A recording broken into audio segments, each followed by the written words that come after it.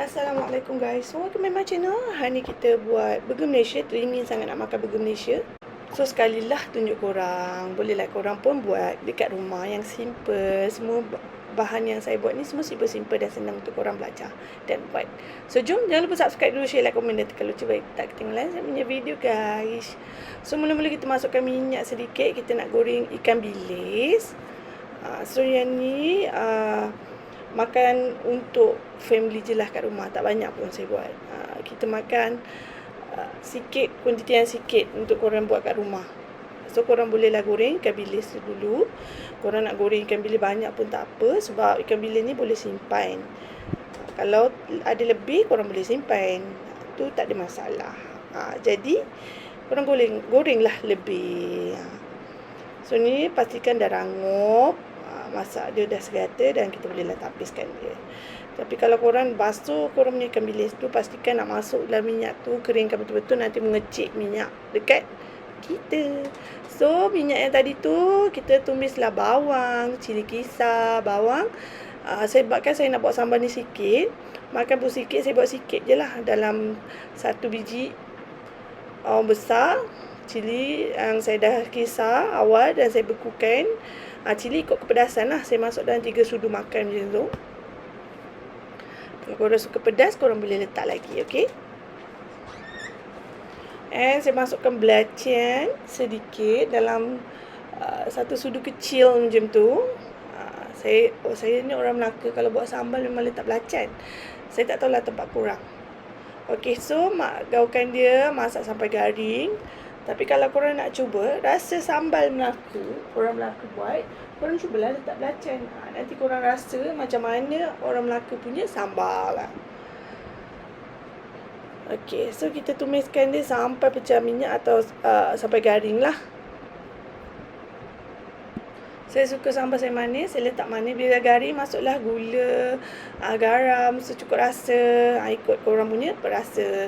Yang ni letaklah dalam 1 sudu atau 3 sudu air asam. Okey, so dah siap. So kita keringkan dia sampailah dia betul-betul kering, dah siap. And kita letak tepi dan kita buatlah kita punya burger Malaysia. Letakkan 3 cawan tepung gandum. Pastikan tepung gandum tak kisar apa-apa pun. Janji tepung gandum. Tak ada istilah tepung gandum tu, ni dan tu. Saya pakai tepung gandum apa-apa brand, tak kisah. Dia akan naik cukup. So, saya nak rasa berlemak, saya masukkan 1 biji telur. Kalau tak nak telur, boleh je. Tak ada masalah. Okey, so masukkan yeast, sebut penaik 1 pack ni. Nak simpan nanti dia masuk angin, masuk je semua. 11 gram macam tu, atau 1 sudu makan. Saya masukkan pelembut roti 1 sudu makan. Tapi kalau korang tak nak, boleh skip untuk overload atau pelembut roti ni. Sebab korang dia letak telur. Tapi saya nak lebih lembut sebab saya nak simpan sampai besok. Saya letaklah overload. Saya masukkan garam tadi 1 sudu kecil. Saya masukkan butter. Korang boleh masuk 2 sudu makan, ataupun kalau korang cair, korang masuk 4 sudu makan butter yang dah dicair. Kalau tak cairkan pun tak apa, sebab butter rumah saya ni dah cair, saya cairkan. So saya masuklah yang dah ada. So masukkan gula tadi 3 sudu makan. And then korang gaul-gaulkan dia, sebatikan dia. Dan korang bolehlah tuang air. Saya pakai air sejuk. Sebab apa air sejuk? Untuk mengelakkan dia melekat dekat korang punya tangan lah. Senang nak gaul. Tapi kalau nak air biasa pun boleh, tak ada masalah. Okay? So 1 cawan saya masukkan. Tapi kalau korang punya masih macam tak lembut macam yang saya punya ni, takut telur awak tu kecil, korang bolehlah guna lagi air dalam 1/4 cawan. Masuk sikit demi sikit. Tapi saya guna 1 cawan je dah jadi dough. So tutupkan dough korang dan tada! Okey, tutup. Bila dah kembang macam ni, korang sentiasa uli balik. Tunggu lagi berapa minit lagi, barulah korang buat bulat. Tapi kalau dah naik macam ni, korang satukan dia balik, korang buatkan dia dough balik dan korang gentil bulat. Tak ada masalah, boleh je. Lepas korang gentil bulat, sebab kita nak tunggu balik naik kan.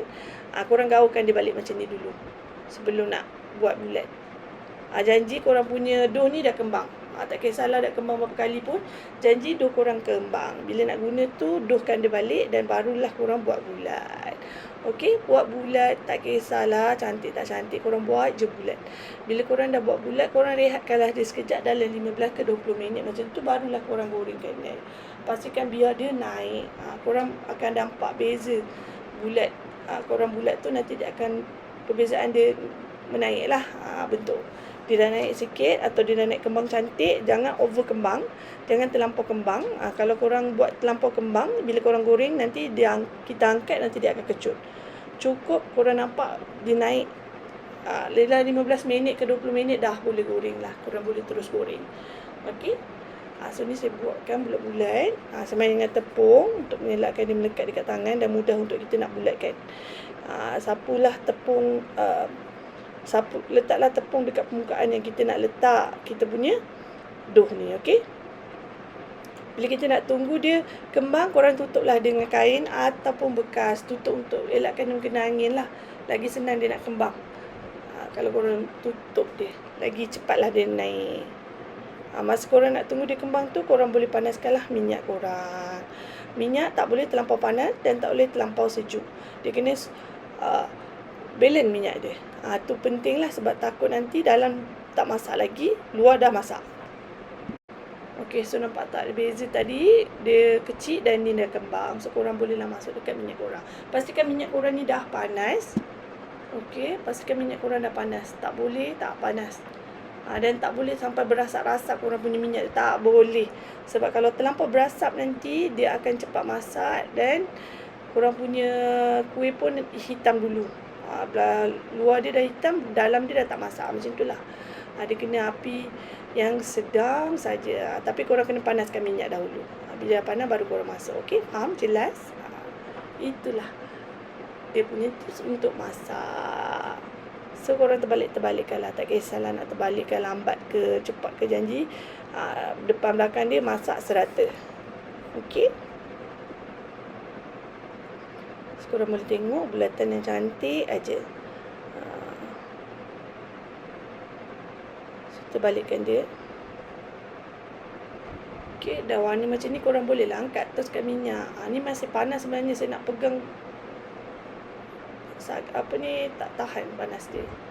Pisau ni sepatutnya kena tajam. Kalau tajam cantik je potong dia. Kalau tak nak pakai pisau korang tak berapa tajam, korang boleh pakai gunting. Tu dalam ni, nampak tak? Saya tak nak koyakkan sebab nanti bila koyakkan dia tengah besar sangat, nanti nak sumbat kita punya daun dengan ikan bilis nanti terbuka tengah. So saya tak nak dia koyak lah, terbuka tengah gitu. Saya nak ditutup. Jadi dia akan grip barang-barang tu lebih kemas. Begitu. So ni asalnya ada lagi sikit. Untuk adunan yang saya bagi tu tak adalah banyak sangat. So kalau korang letak overload, dia boleh simpan lama lah. Korang boleh makan besok pagi kalau korang buat hari ni. Besok masih boleh makan lagi sayang. Okay, so dalam dia macam tu. Okay.